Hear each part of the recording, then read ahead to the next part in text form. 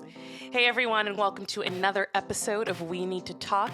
My guest today is one of the most accomplished singer-songwriters in the history of popular music. He has a brand new memoir entitled Stories to Tell, coming out on July 6th, and he is someone whose work I have admired and learned from for many, many years.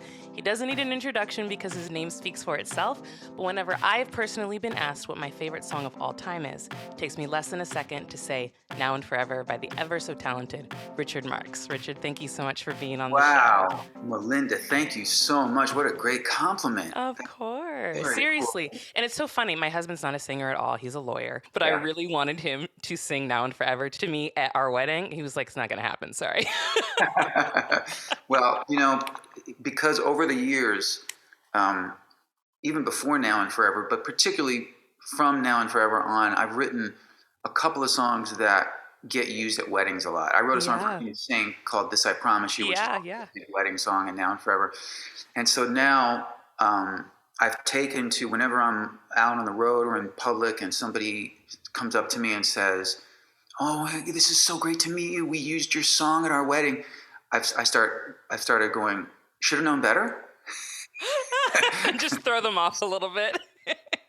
Be a dick. Just 'cause that's who I I am. love that. I love that. And I didn't know that you were from Chicago. Were you raised there or just born there? I was born in the city of Chicago and raised in a suburb, a northern suburb.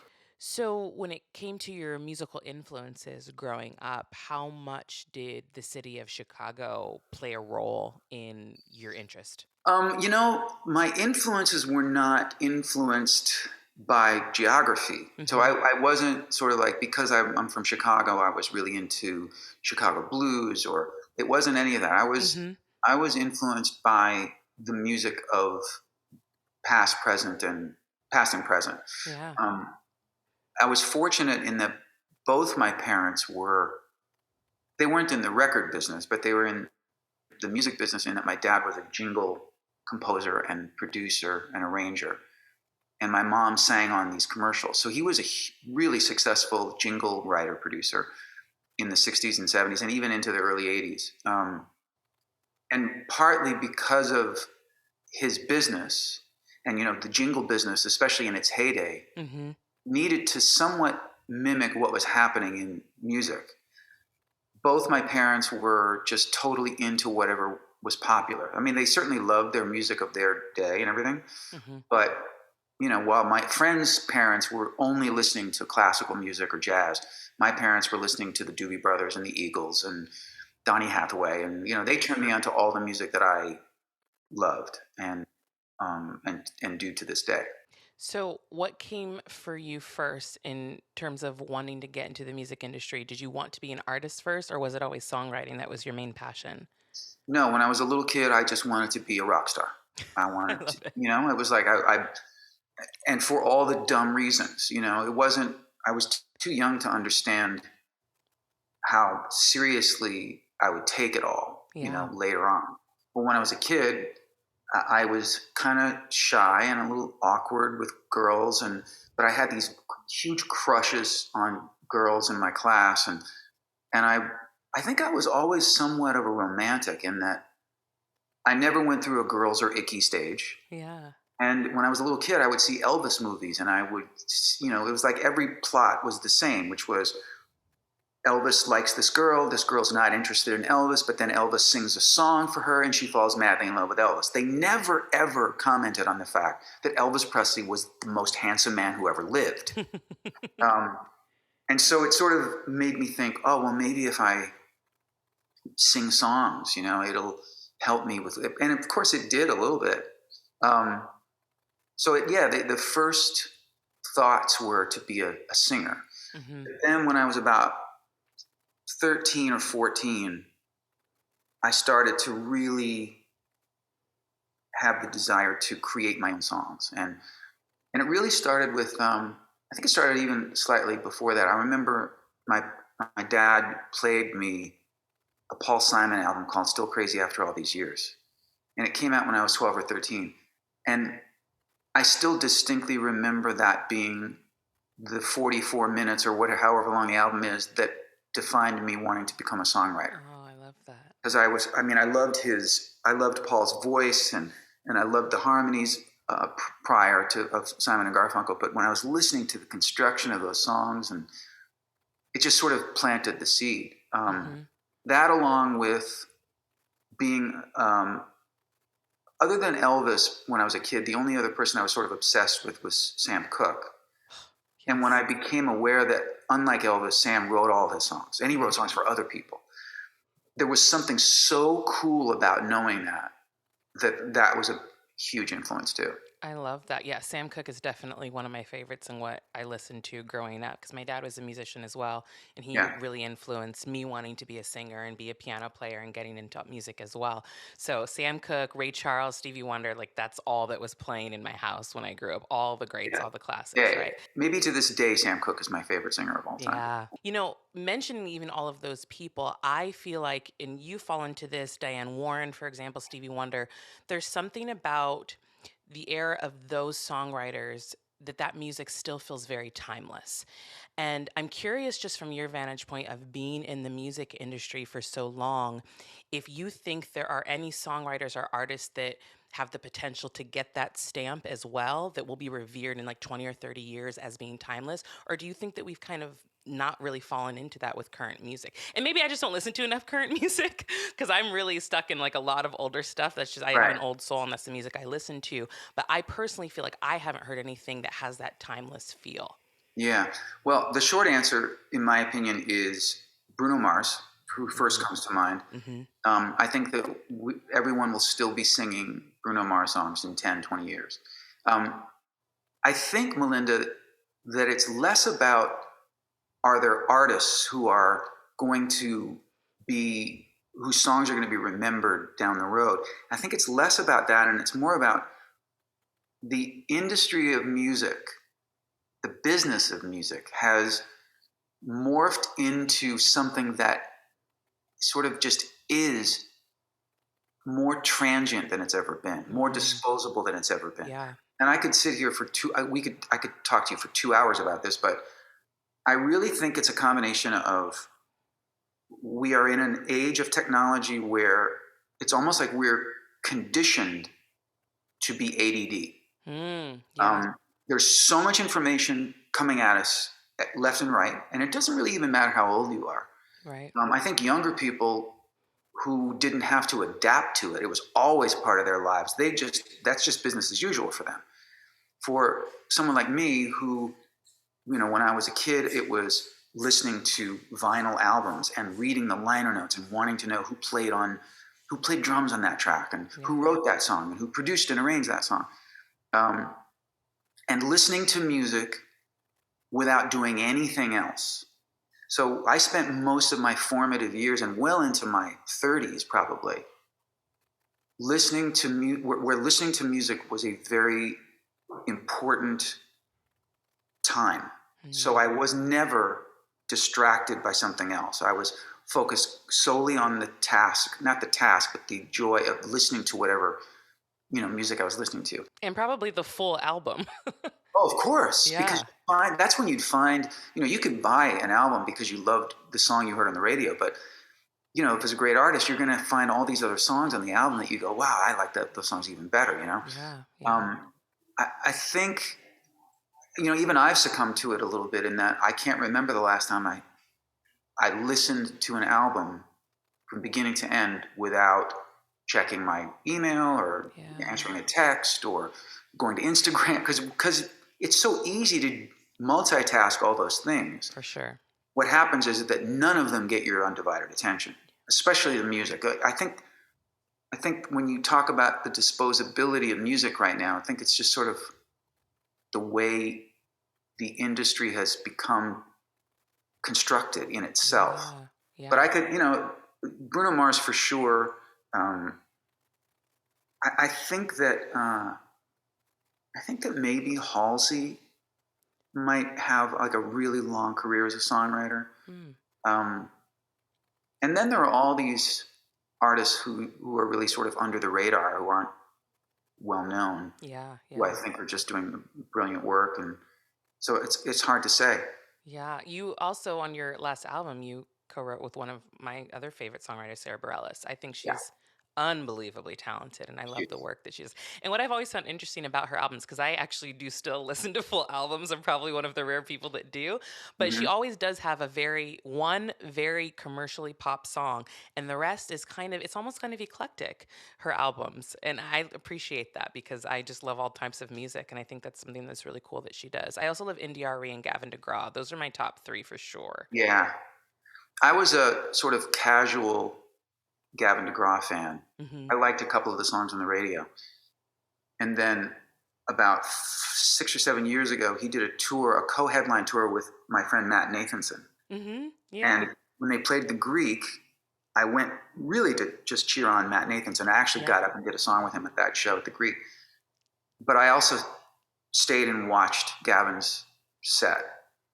And I left a massive Gavin DeGraw fan. I haven't heard anyone sing live that well and entertain in that way in a long time. Yeah, He's a really, really talented guy. Yeah, I was at that concert and I remember you performing with Matt. Oh, wow. No kidding. Yeah, I do. Kissed me on the cheek that night, I remember. In front of everyone. I love that. So, was there a moment or specific instance in your career where you really felt affirmed that, hey, I am a good songwriter? That's a good question. Yeah, I think and not in a cocky way, in a healthy way. In a confident way, yeah. I think that the moment you're describing for me actually coincided with the greatest advice I ever got from anyone, and it happened to be from my father. I'd been writing songs for a couple of years. I moved out to LA to try to pursue my career, and about 6 or 8 months into my living in LA, I got writer's block, which is something I'd heard about from forever, and everybody knows about it. Mm-hmm. And so I called my dad, thinking he would coddle me and give me some really keep your chin up and be so sympathetic. And the first thing he said to me was, "Wow, you're so full of shit." And I went, "What?" And he went, "Dude, look, what is it that you decided you wanted to do with your life?" And I went, "Write songs." He goes, "Well, then write songs." Mm-hmm. And he explained to me, he said, "You've reached a point already where you know that you cannot write a bad song. You can't write a piece of crap. Yeah. It's just not possible. You've learned too much and you've done it too much.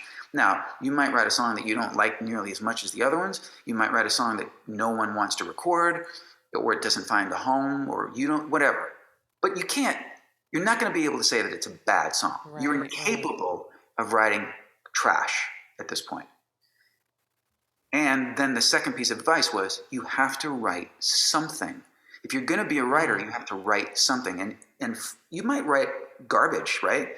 But I guarantee you that somewhere in that stuff you think is garbage, you're going to find, whether it's 2 lines of melody or a couple of words, and you're going to go, "Oh, well, that's actually not bad. I can build on that." Yeah. And the next thing you know, you're back. Right. And I swear, Malynda, I've never had writer's block since then. And that was when I was 18 years old. That's amazing. That's great advice. And I think that's true just in any kind of artistic form. Like, just go do the thing that you know you're supposed to do, and it will come. Absolutely. The content will come. And I've had those moments as well, just doing songwriting and performing or feeling, especially in the pandemic, I will say that's the time when I sat down at the piano and I was like, okay, let's just do this, Yeah. feeling like I'm not going to get to perform anytime soon, but that's fine. Like, let's just get the material flowing. So I think that's incredible advice. Good for you. Yeah. And so I know your son is also a songwriter. Was there ever a moment for you where you maybe didn't want him to be in the music industry?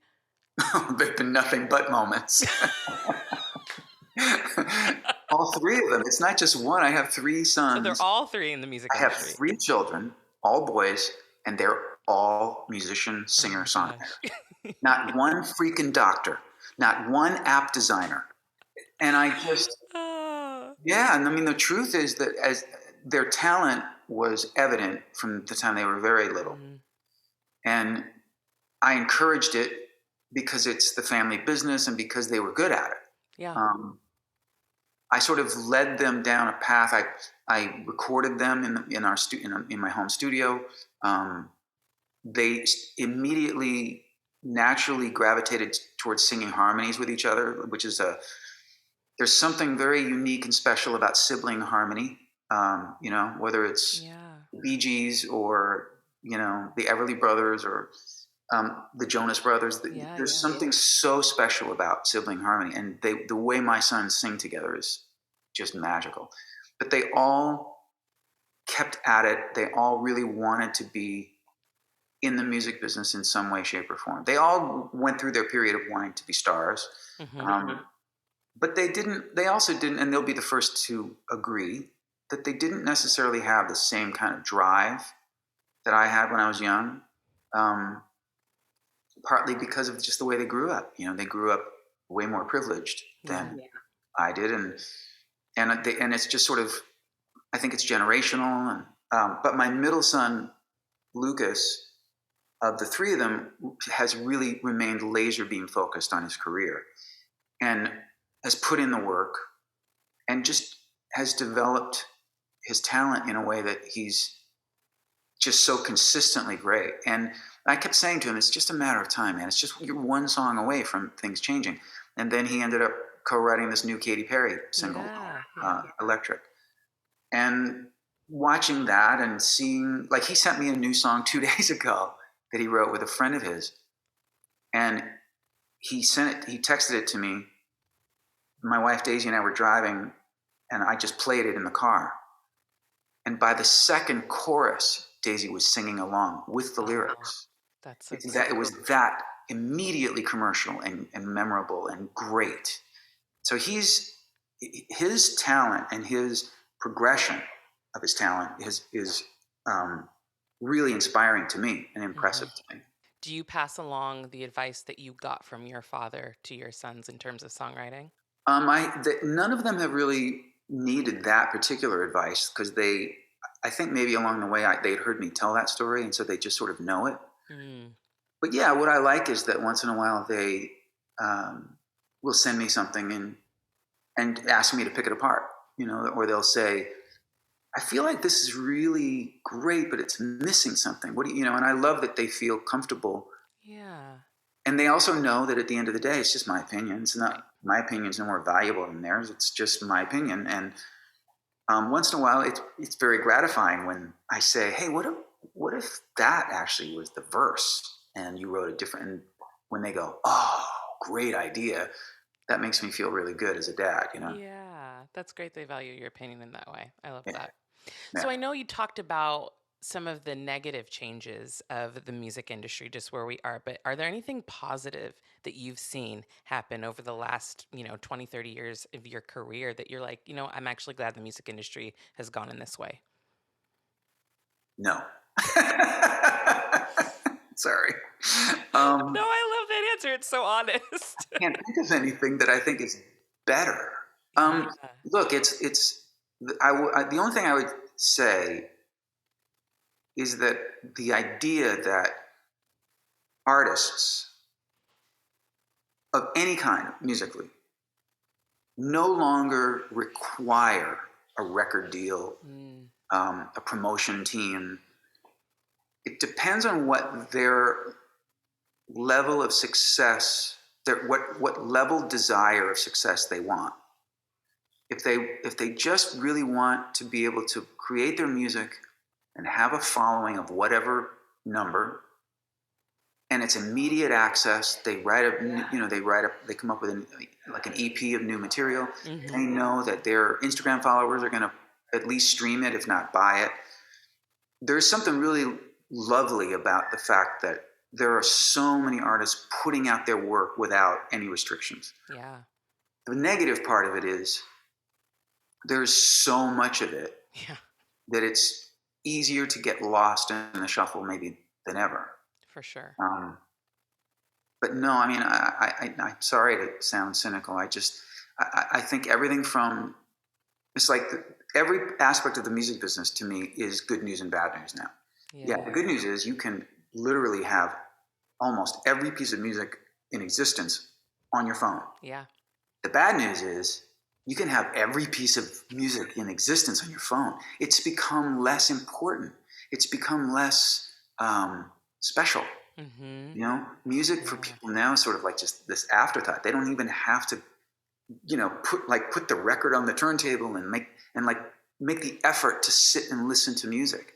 It's Yeah. become so easy that I think it's really become less and less important to people, and that's a For bummer. sure. And it's interesting you say that because a lot of my like indie artist friends throughout the pandemic, they did a lot of live streaming, right? Because we couldn't go perform. And my concern actually with that was that the value of music was going to be less than it already was because at that point they're giving it away for free. But it's because as artists you have to release creatively somehow, right? Yeah. So do you feel like coming out of this pandemic you're going to see more people go see live music, or do you think that they're going to realize they don't actually want to invest the money in going to see it? Oh, that's a good question. I hope it's not the latter. I don't think it's that. I hope not either, but just knowing that like, oh, they could live stream it, I can watch it from home. I'm just curious if people are just going to have that attitude continuously, you know? I doubt it because I think that the live streaming thing, from an audience standpoint, was just sort of like a band-aid. Was sort of like I guess if this is all I can do, if this is the best we got right now, Yeah, yeah. I'll do this. But I think that everyone, at least the input I got from audiences when I did my couple of live streams was, yeah, we'll support you, and or they loved it, but we can't wait to see you in person again, because there's something unique about that experience, that communal. It's a love affair. It's a 2-hour love affair Yeah. that you can't replicate through Zoom or a live stream event. Yeah. And I know that my artist friends and myself, we all feel the same way. It's like we've done some live streams because it's just the only thing we are capable of doing right now. Mhm. But it's not rewarding for us in At any all. of the same way. Yeah. Well, also energy in performance, it's fueled by the audience Of reaction. course. So like when you're singing and then there's nothing after you Of finish course. singing, you feel dead almost, you Yeah. know? Yeah. And also, someone like me who the show is really what happens in between the songs, where I talk and kid Yeah. around and I banter with the audience like that. That's really the magical part of Right. live performance for me, and that's been taken away from us for over a year. Yeah. And you released your album Limitless right before the pandemic Yeah, basically locked us all up, right? yeah, But it was your first album in 6 years. yeah. It was.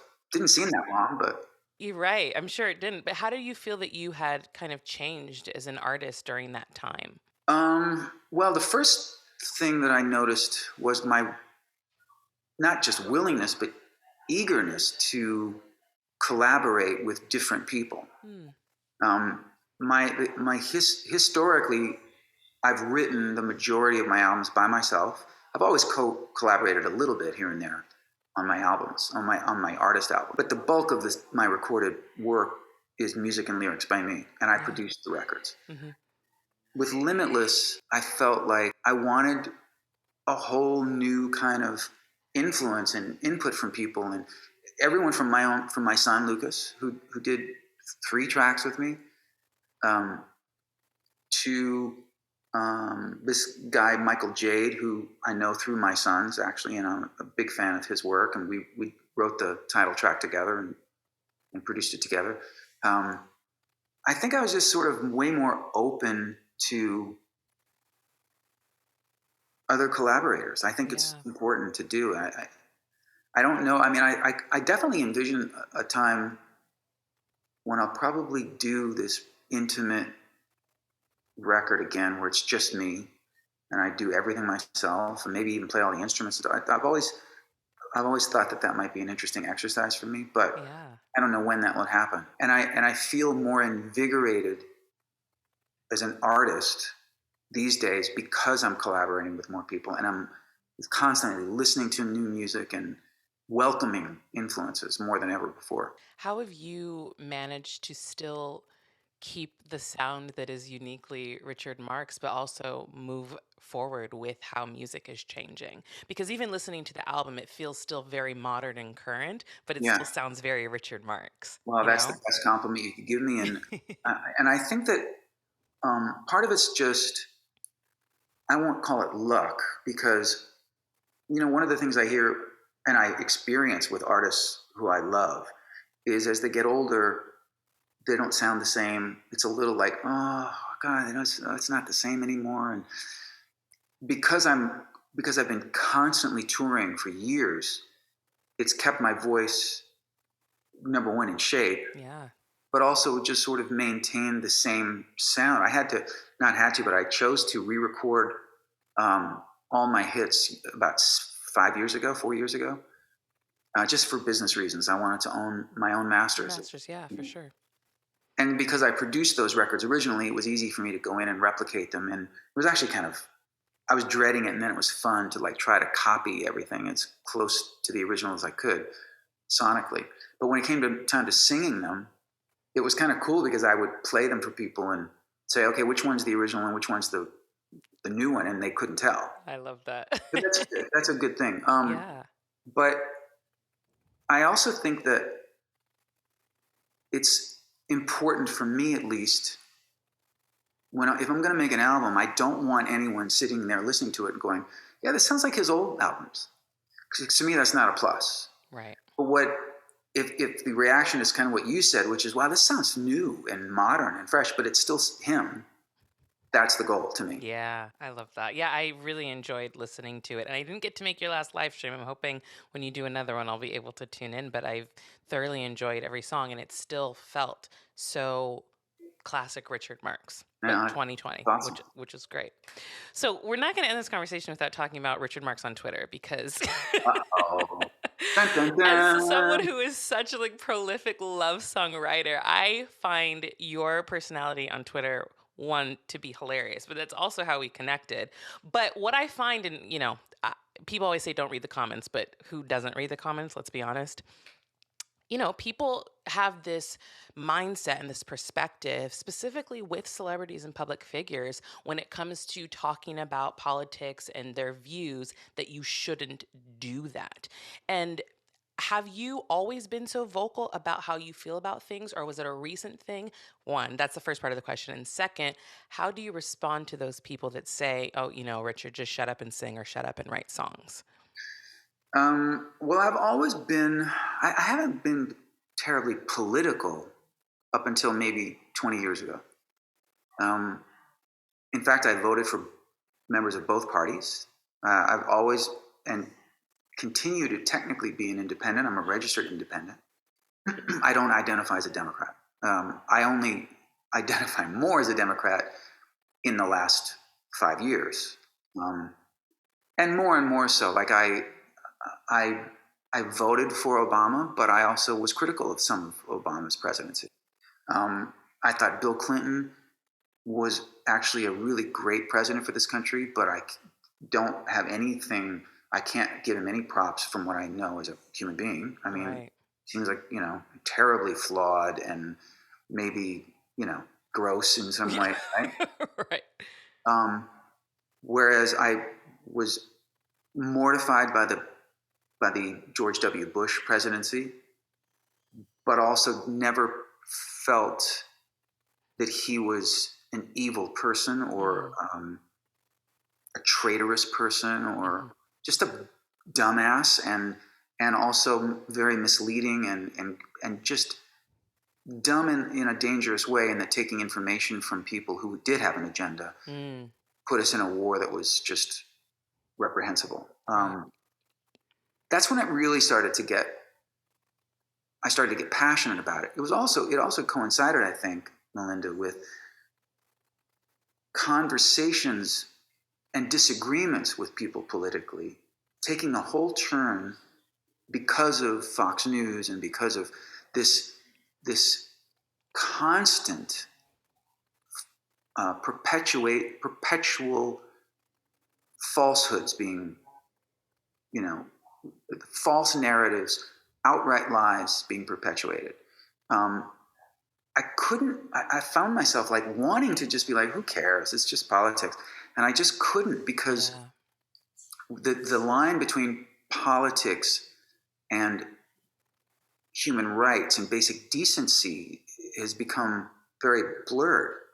It's like I can't.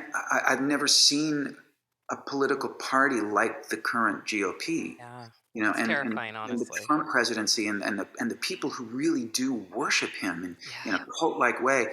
And so it's just, and it also, again, it coincided with social media being available and me having something to say about it. You follow me, so you know that I've never um, gone after anyone other than an elected official. I'll go after them all day long because they Yeah. freaking work for me. Right. Right. They're my employees. Yep. They're your employees. Mm-hmm. So I have no problem, like blasting somebody on their Twitter feed who's Right. an elected official. While I've never gone after just a normal Twitter person, I also will respond. Just like if somebody came up to me in the street and insulted me, I'm not going to just keep walking. I'm going to turn around and go, "What'd you say?" Right. You know what I mean? Mm-hmm. As for the second part of your question, I think it's a hot topic. It just sort of kind of boggles my mind that so many people feel that they can tell a person who just happens to be in the entertainment business that their opinion doesn't matter or is less than theirs. Yeah. Shut up and sing, or Laura Ingraham saying, "Shut up and dribble." Yeah. To be so arrogant to think that your First Amendment right is greater than mine.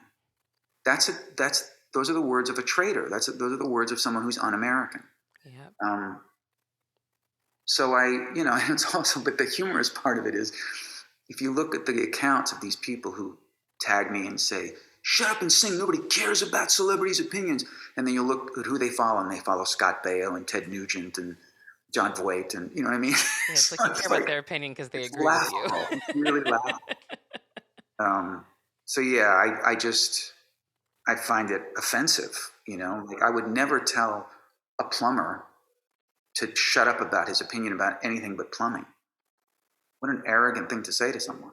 It's extremely arrogant, but it's also the thought that you all of a sudden are not just a normal U.S. citizen that has the same rights as everybody else just because you've ascended to a different level in your career and your life. It makes no sense. I've always tried to understand that, but nobody has an answer for me as to why.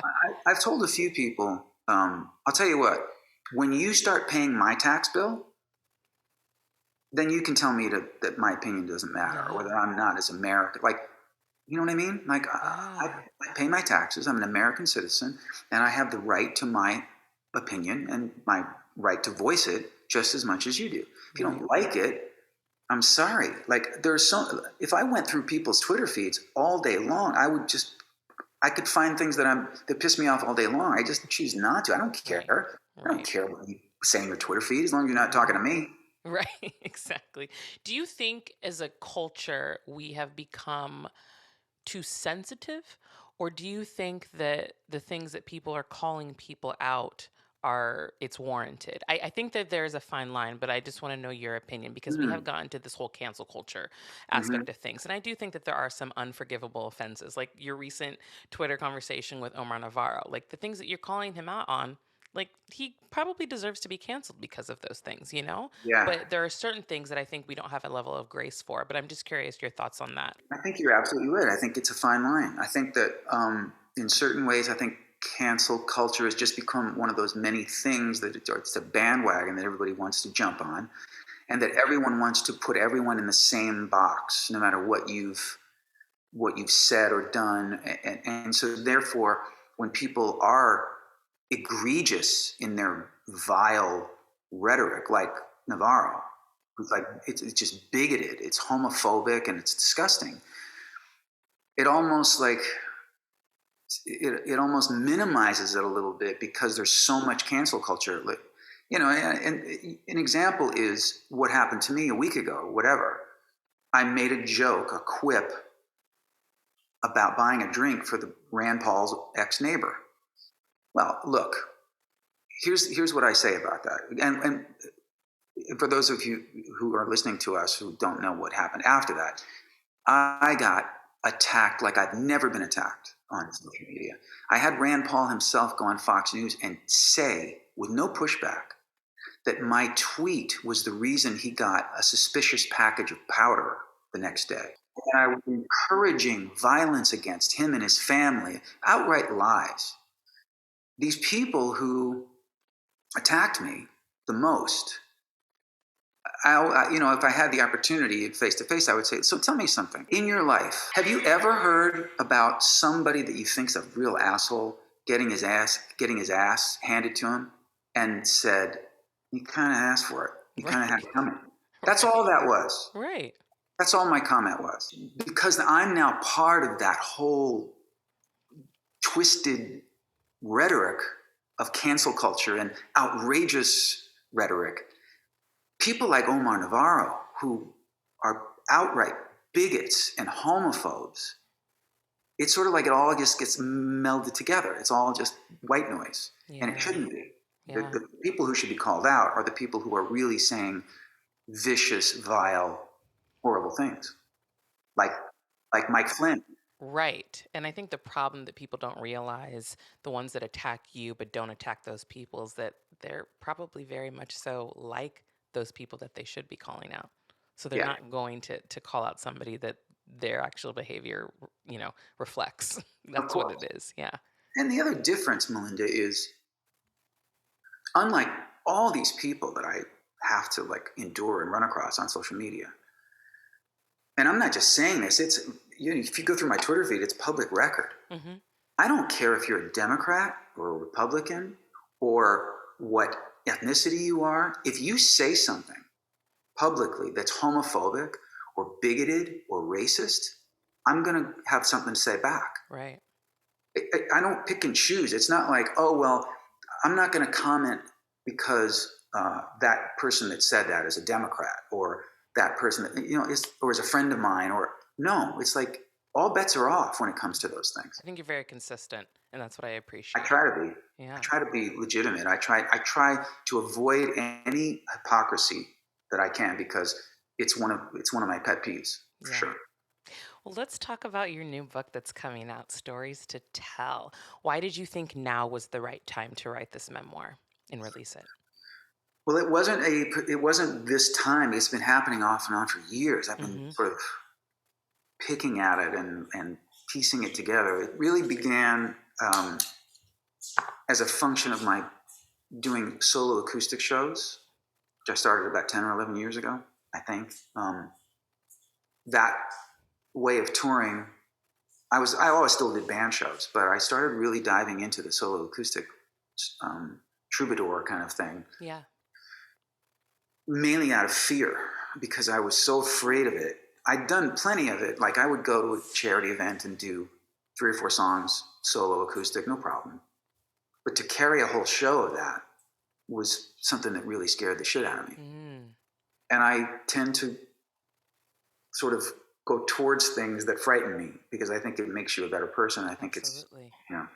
And so I dove into it, immediately found that instead of fearing it, I was just loving it. But it meant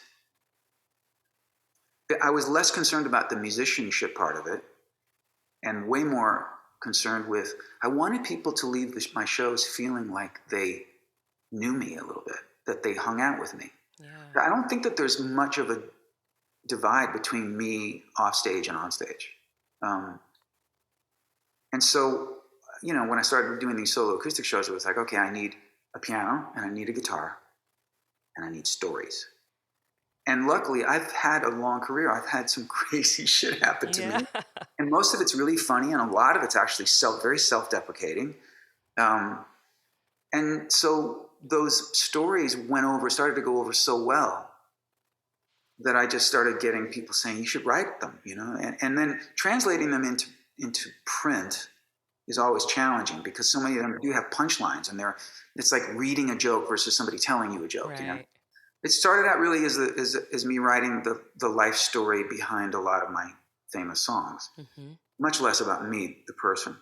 But then about 1.5 years ago, Simon & Schuster read some of what I'd done and signed up, and they wanted to publish the book. And then it became a little bit more of like, why aren't you writing more about you and your life? And I've always been a very private person. Mm-hmm. And it was just, I had to do it at my own pace and my own time. And ultimately it was a really interesting, therapeutic learning process. And I hope people like the book. I really enjoyed writing it. So from your perspective, is there a song of yours that you actually think is the most underrated? Because, you have the hits, and those are the ones that people obviously know you from, but if they buy your albums, they'll probably know some of the lesser known songs. But is there a song that you think, this is actually my favorite song, and a lot of people may not even know this one? I don't know that I could ever narrow it down to a favorite, because if those are, that's impossible. For sure, for sure. Yeah, the first one that comes to mind, and it's not the only one. There are several. In fact, I tend to like the songs on every album that weren't the biggest hits. There weren't the singles, yeah. I mean, I'm very proud of it. There's no song that I've recorded that I go, oh God, maybe there are other people who feel that way, but not me. Right, right. There's a song it was really the first album I put out that tanked. It was an independent record in 2000. I did an album called Days in Avalon. And I wrote this song called Shine. And it was, I still don't really even understand the song myself. I think I'm really proud of the music, the melody. But when I wrote the lyrics, they were a little abstract. They were partly inspired by a little independent film I'd seen about an old man who was just miserable in his life and was contemplating killing himself and just putting himself out of his misery. Mm-hmm. It was a slightly character-driven lyric that I wrote. And there's just something about it that still moves me when I hear it. No one knows that song unless my diehard fans who bought that album. And then a few years later, there was a song I wrote called Through My Veins, which was never a single, but it became a staple of my show. I actually write about this song in my book. And it was really about me grieving the loss of my father about 7 years before. It took me a long time to really come to any kind of terms with it, with his absence, because we were so close. And so I wrote this song called Through My Veins, and it was so personal to me. And so I would put it in the show, and every single time I would play it live, I'd get a standing ovation. And I would see people crying, or I got a lot of, not letters, but, online comments about it, or people stopping me somewhere and I'm expecting them to say, oh, I love Angelia, or I love Right Here Waiting. And they go, man, thank you for writing Through My Veins. It really helped me through losing my mom. Or, so that one's like a really, really important song in my songwriting life. So when people finish your book, what is the one thing you want them to feel that they know about you? That I'm taller than they think. That I'm normal. I don't know why everybody thinks I'm this like really little guy. I'm 5'10". I'm like a normal size. No, yeah, my husband's 5'10". I can't play in the NBA, but I'm not a little man. Is that what they really think? Oh yeah, I get that all the time. And somewhere along the way, Google put my height it up for you. 5'8", and I was like, who measured me? Because no, the answer to your question is, I want people to come away reading the book, if nothing else, understanding the truth of how grateful I am. Because that is really what it's about for me, is gratitude. And it wasn't always that way, because when you're young, you don't take the time to sit around and be grateful. I was grateful on paper. I would profess my gratitude. I knew that I was living my dream and that I was happy. But I was also so caught up in my own insecurities and my own sense of like doing more and bigger and more albums and more shows and feeling more competitive, and the gratitude gets lost in that storm. So when things are calmer as you get older and you're able to process your life in a different way, you're lucky if gratitude rises to the top. And Daisy and I talk about it all the time. We've both been incredibly fortunate, but we're both incredibly grateful people. Yeah, and I think so often when the more successful you become, it is harder to take that time to look back Yeah. and appreciate how far you've come. So I love that that's where you and Daisy have landed in both of your careers at this point. So thank you for sharing that. But Richard, thank you so much for coming to be on the show. I loved chatting with you. It was such a pleasure. Of course. And everyone, make sure you pre-order his book, Stories to Tell, that comes out on July 6th, and follow him on Twitter because you are guaranteed a good time. Thank you again, Richard. And Mwah. listeners, make sure you subscribe to We Need to Talk, and we'll talk to you again soon. Bye.